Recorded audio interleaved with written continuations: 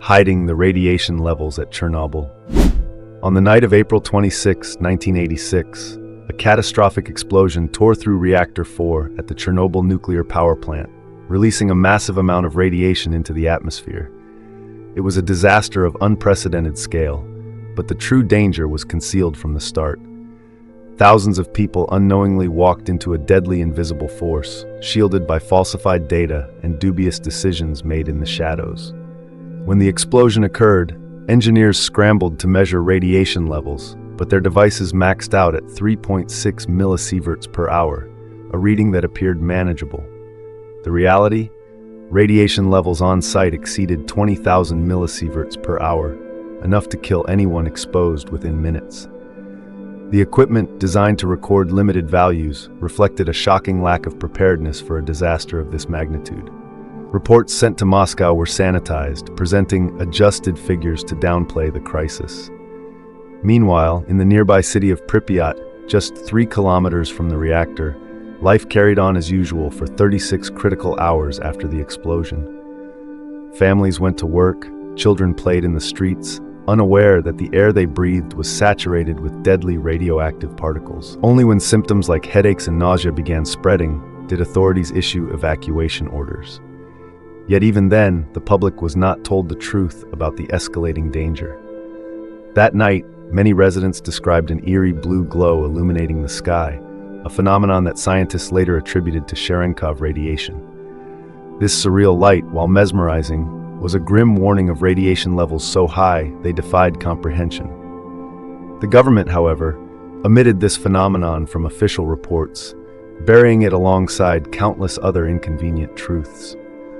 Pressure from the international community began mounting when Sweden and other European countries detected unusually high radiation levels in the atmosphere. Forced to respond, the Soviet Union reluctantly admitted to the accident but continued to downplay its severity. Accurate data about the true extent of radiation exposure, particularly near the reactor, was never fully disclosed. The consequences of this cover-up were devastating. Millions of people were exposed to radiation without their knowledge. Communities in Belarus and Ukraine unknowingly consumed contaminated water and food for years, resulting in a sharp rise in cancer rates and birth defects. The concealment of information was not just a political strategy, it was a crime against humanity and the environment. Chernobyl stands as a painful lesson, not only about the dangers of nuclear technology, but about the catastrophic cost of hiding the truth. Even now, questions remain. How much do we truly know about the radiation levels at Chernobyl? And how many more secrets remain buried beneath the radioactive dust? The answers may still be waiting in the shadows of history. The true death toll of Chernobyl. The Chernobyl disaster on April 26, 1986, remains one of the deadliest nuclear accidents in history. Official Soviet reports claimed that only 31 people died, mostly firefighters and plant workers who were directly exposed to radiation in the hours following the explosion. However, as the radioactive cloud spread across Europe and years turned into decades, this figure began to unravel, revealing a far grimmer reality. A true death toll shrouded in secrecy and political manipulation. Immediately after the disaster, Soviet authorities maintained strict control over all related information. The number 31 was deliberately capped to prevent panic and protect the country's image during the Cold War. Yet, in hospitals near the disaster zone, doctors and nurses witnessed a flood of patients suffering from acute radiation sickness. Many died within days, showing horrifying symptoms such as blackened skin, failing internal organs, and indescribable pain. These cases were never officially recorded in the reports. Communities living near Chernobyl were not spared either. Tens of thousands of residents in Belarus, Ukraine, and Russia were exposed to radiation through contaminated water, soil, and food. Many developed thyroid cancer, leukemia, and other fatal illnesses in the years that followed.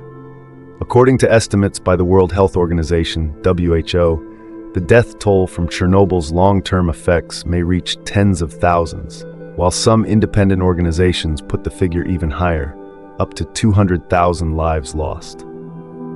It wasn't just civilians who paid the price. The liquidators, those tasked with cleaning up the disaster site, also bore a heavy burden.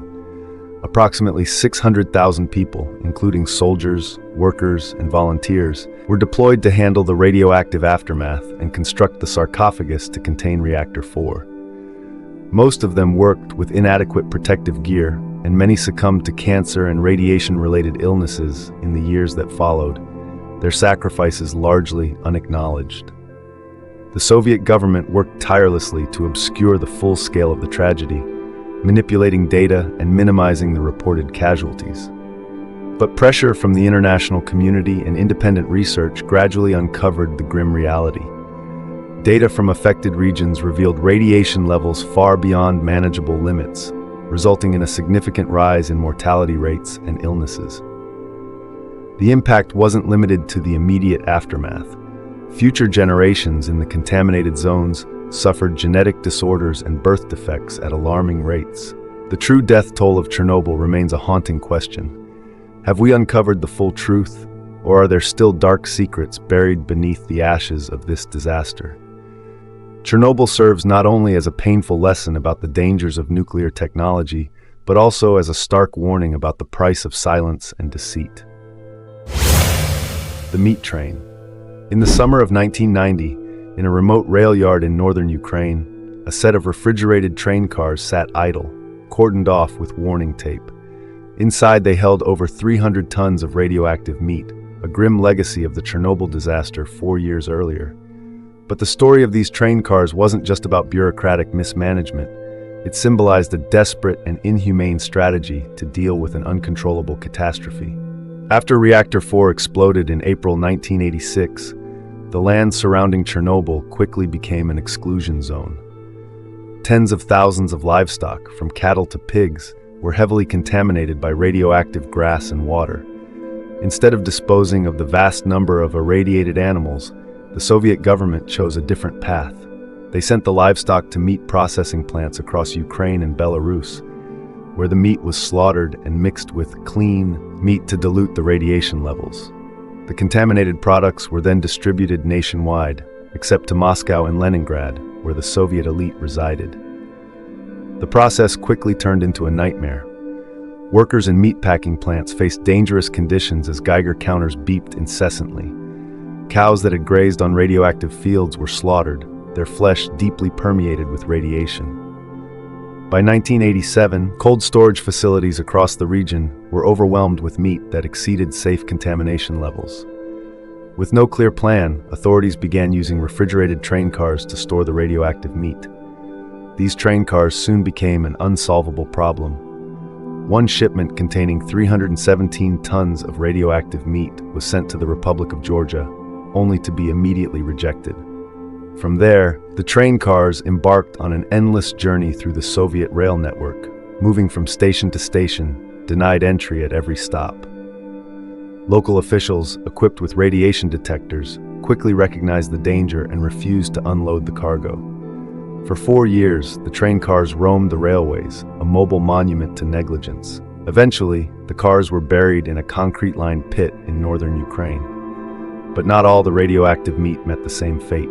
Some of it found its way into the food supply, reaching unsuspecting consumers. Those who unknowingly ate the contaminated meat faced significantly higher risks of cancer and radiation-related illnesses. The story of the meat train is more than a tale of logistical failure. It is a moral crime. Instead of protecting the population from the fallout of the disaster, the government chose to hide the truth and disperse the risk. For many, these cold, irradiated train cars became a symbol of despair and the futility of trying to control an uncontrollable disaster. To this day, this haunting episode serves as a chilling reminder that some consequences cannot be erased, no matter how hard you try to bury them. Bulldozing radioactive waste. After the 1986 Chernobyl disaster, a vast area around Reactor 4 became an exclusion zone, a no-go region deemed too dangerous for human activity. Beneath this land, however, lurked a hidden threat: radioactive waste from the explosion and the Soviet government's poorly managed cleanup efforts. Deep underground, radioactive liquids seeped through the soil, threatening to contaminate groundwater supplies.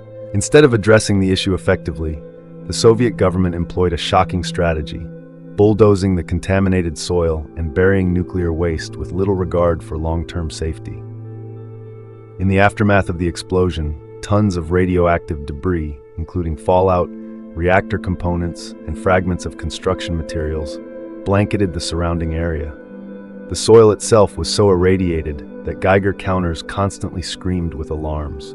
Rather than safely disposing of these hazardous materials, authorities deployed hundreds of liquidators, cleanup workers, to bulldoze the contaminated earth into shallow pits and bury it on site. The problem, however, was that these materials were not secured in concrete reinforced containers or leak-proof facilities. Instead, much of the waste was dumped into makeshift pits where rainwater and natural runoff could easily wash radiation into the groundwater. Reports later revealed that radioactive contamination from these areas had infiltrated major rivers like the Pripyat and Dnipro, jeopardizing clean water supplies for millions of people. Adding to the crisis, certain materials from the explosion, like graphite from the reactor core, were so highly radioactive that simple burial was insufficient. Yet, instead of seeking safer disposal methods, the authorities resorted to a chillingly temporary solution, shoving the materials into shallow underground chambers or tossing them into nearby water bodies.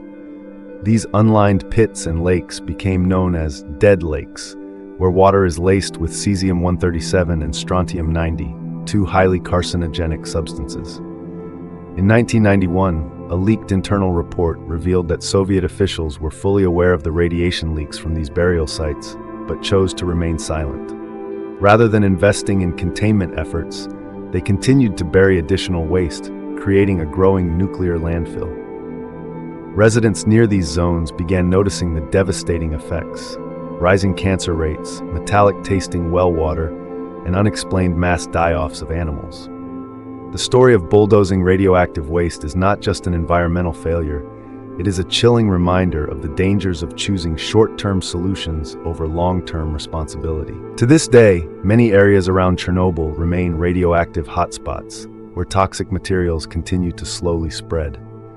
And the question persists: how much nuclear waste has truly been dealt with, and how much still lies in wait, ready to trigger the next disaster? The true cause of the Chernobyl disaster. The Chernobyl disaster, which unfolded on April 26, 1986, wasn't just an ordinary nuclear accident, it was one of the most harrowing catastrophes in modern history.